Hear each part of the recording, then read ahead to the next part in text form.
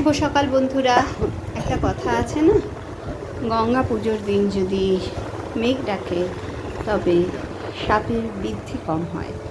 এবছর গঙ্গা পুজোয় কিন্তু না বৃষ্টি হলো না মেঘ ডাকলো, তাহলে সাপের বৃদ্ধি কীরকম হবে সেটা তো বোঝাই যাচ্ছে। তো সকাল সকাল বেরিয়ে পড়েছিলাম একটু গঙ্গা ঘাটে, উদ্দেশ্য গঙ্গা স্নান। গতকাল রাতে মেয়ে বলল, মা পাপা গঙ্গা স্নান করতে যাব। তো আজ যেহেতু স্কুল ছুটি ছিল, সকালবেলা ঘুম থেকে উঠেই চলে গেলাম গঙ্গার ঘাটে। মেয়ে আর বাবা স্নান করলো, আমি আর করলাম না। কালকে গঙ্গা পুজো ছিল তো।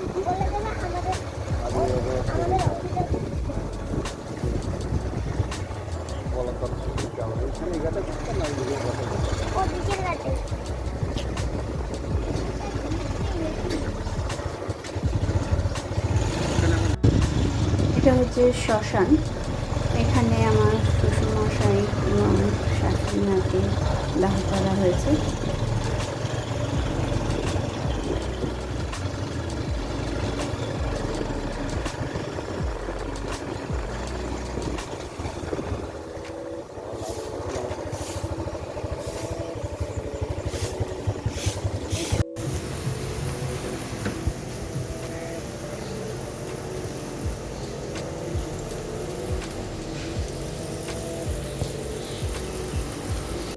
গতকাল গঙ্গা পুজো ছিল, তো ওই যে বেশ সুন্দর করে সাজানো মন্দিরটা।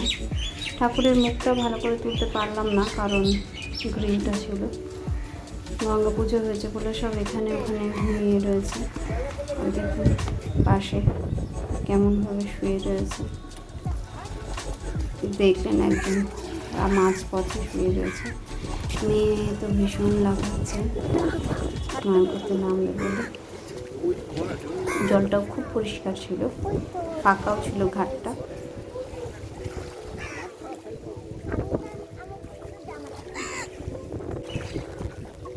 মামা চটি পড়ে যাস না।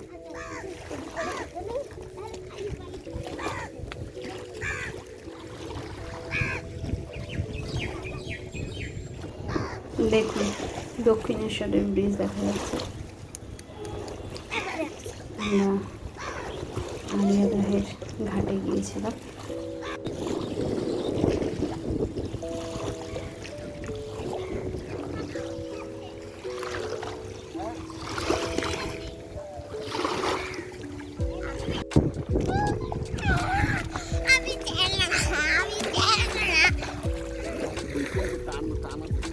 স্রোত আছে, ওই জন্য তো বললাম বেশি দিয়েতে যেও না, ওরকম মনে হয়। যখন হ্যাচকা স্রোত আসবে না, অনেকটা জল কোথায় ছিল দেখ, আর কোথায় এসে গেছে। তো ডুব দিচ্ছিস না তো, মাথাটা ভেজা। পাপার কাছে যা, গিয়ে ডুব দে।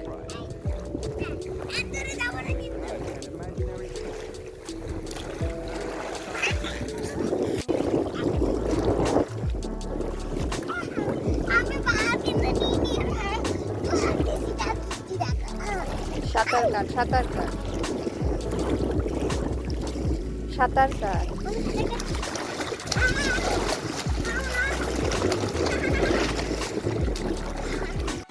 এবার বাড়ি ফেরার পালা। নিয়ে তো ভীষণ মজা করে স্নান করলে, দেখতে পেলেন। এখন মাঝে মধ্যে যেতে চাইছে, বলছে যেদিন স্কুল ছুটি থাকবে সকালবেলা চলে যাবে।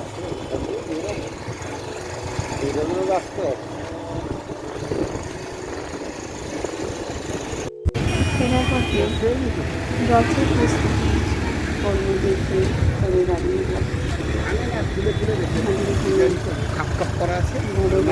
যেটা হয় সেটাই প্রস্তুতি পর্ব চলছে।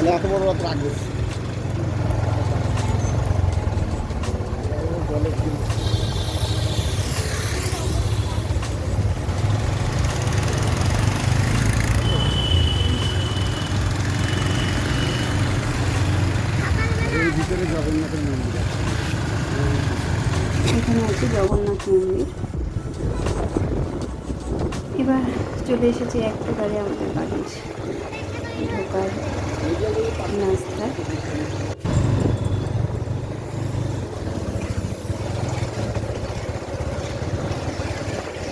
আমাদের পাড়ার পূজা মণ্ডপ, এখানে দুর্গা পুজো, কালী পুজো হয়। তো আমরা ঘুরে বাড়ি চলে আসলাম। এখন গাছে জল দেব। আজ যেহেতু একাদশী, তাই রান্নার অতটা ঝামেলা নেই। এখন কি দেখলাম, এখন গাছে জল দিতে এসে দেখলাম যে মাছগুলো ঠিক আছে কিনা।